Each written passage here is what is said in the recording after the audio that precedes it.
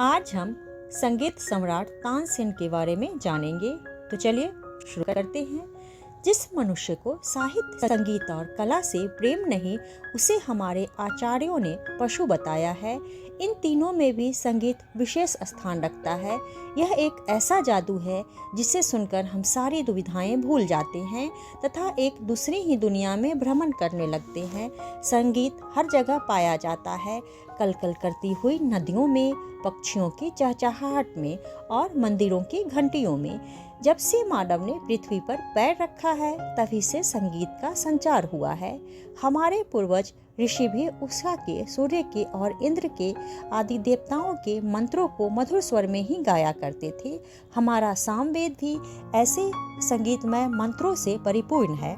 हमारे इस भारत में समय समय पर महान संगीतज्ञों ने जन्म लिया है और आज रेडियो पर कई संगीतज्ञों के मधुर गान सुनने में आते हैं। तानसेन एक महान संगीतज्ञ और गायक हुए हैं, जिनका नाम इतिहास में सुवर्णाक्षरों में लिखा गया है। ये ग्वालियर राज्य के केरट गांव में पैदा हुए थे। इनके पिता का नाम मकरंद पांडे था। कहा जाता है कि तानसेन को पाने के लिए मकरंद पांडे ने शिव जी की पूजा पूरे 5 वर्ष तक की थी। तानसेन 5 वर्ष तक बोलना नहीं सीखे। इनके पिता ने इनको एक बगीचे की रखवाली करने के लिए छोड़ दिया।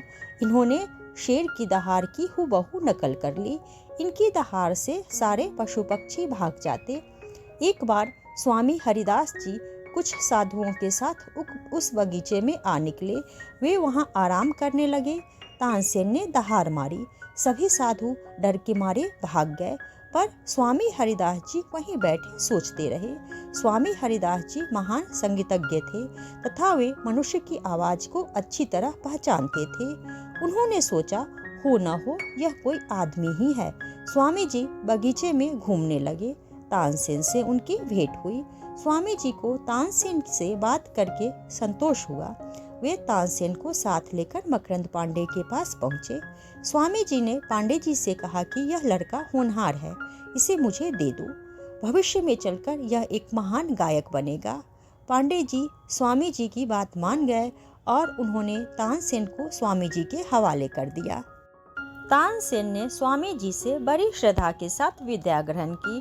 उन्होंने स्वामी जी से न केवल संगीत ही सीखा, पर भगवान की भक्ति और कविता भी।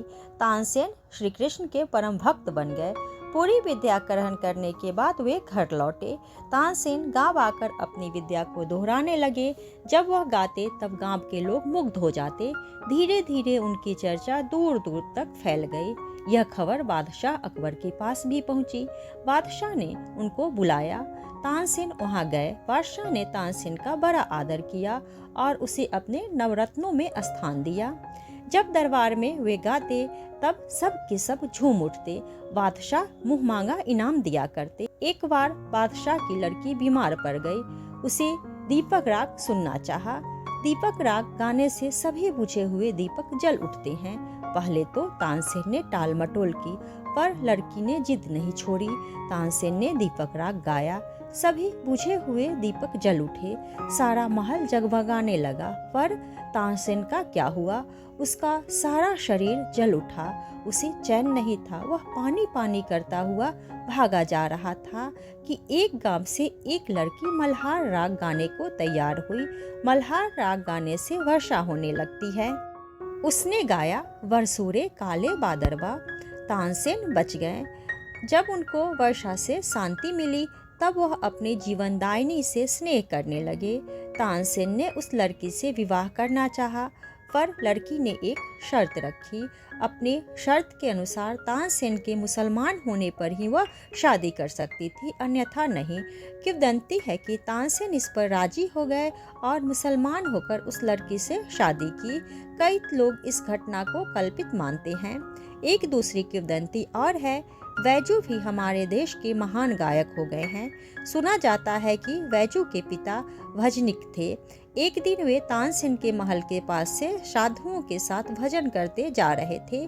बैजू भी उनके साथ था। कानून के अनुसार तानसेन के महल के पास दूसरा कोई नहीं गा सकता था। बैजू के पिता को गाते सुनकर तानसेन ने उन्हें मरवा दिया। बैजू के हृदय में बदले की भावना जागी, पर वह असहाय था। बैजू स्वामी हरिदास जी के पास गया और संगीत की शिक्षा ली। जब वह पूरा गवैया हो गया तब अकबर के दरबार में आया और तानसेन को ललकारा। बैजू और तानसेन का मुकाबला हुआ। तानसेन हार गया। तानसेन ने बैजू को गले लगा लिया और दरबार में अपना पद बैजू को सौंपने लगे। इससे तानसेन का व्यक्तित्व कितना ऊंचा उठा यह कहने की आवश्यकता नहीं, किंतु बैजू ने स्वीकार नहीं किया। बैजू स्वामी हरिदास के साथ वापस ही चला गया। कहा जाता है कि इस हार का असर तानसेन पर बहुत पड़ा। इसके बाद वह एक श्री कृष्ण के मंदिर में आकर रहने लगे और श्री कृष्ण के गुणगान करने लगे। तो आज के लिए इतना ही। अगर आप लोग को यह वीडियो पसंद आए तो वीडियो को लाइक करें और चैनल को सब्सक्राइब करें।